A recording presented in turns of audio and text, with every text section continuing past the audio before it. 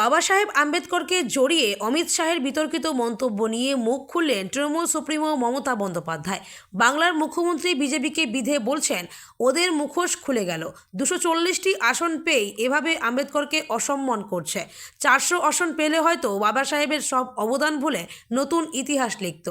এক দেশ এক ভোট নিয়ে ভাষণ দিতে গিয়ে মঙ্গলবার অমিত শাহ সংসদে একটি বেফাঁস মন্তব্য করেছেন। স্বরাষ্ট্রমন্ত্রী মঙ্গলবার সংসদে বলেন, এক ফ্যাশন হয়ে দাঁড়িয়েছে আম্বেদকর আম্বেদকর আম্বেদকর আম্বেদকর আম্বেদকর আম্বেদকর। এতবার যদি ভগবানের নাম নিত তবে 7 জন্ম সার্থক হয়ে যেত। শাহ বলেন, 100 বার ওর নাম নিন, কিন্তু ওকে নিয়ে আপনাদের কি আবেগ ছিল? তপশিলি জাতি বা তপশিলি উপজাতিদের প্রতি সরকারের আচরণ নিয়ে খুশি ছিলেন না আম্বেদকর। শাহের ফ্যাশন মন্তব্যে ক্ষোভে ফেটে পড়েছে বিরোধী শিবির। কংগ্রেস তৃণমূল সহ বিরোধীদের দাবি, শাহ যেভাবে এই কথাগুলি বলেছেন তাতে আম্বেদকরের চূড়ান্ত অবমাননা করা হয়েছে।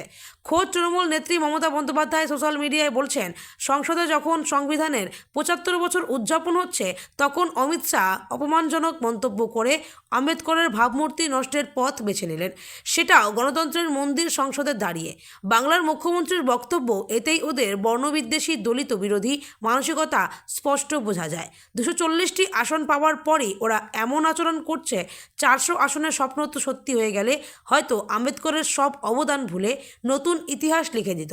মমতা বলছেন, অমিত শাহর এই মন্তব্য সেই লক্ষ লক্ষ মানুষকে আঘাত করছে যারা আম্বেদকরের পদাঙ্ক অনুসরণ করেন, তার দেখানো পথে চলেন।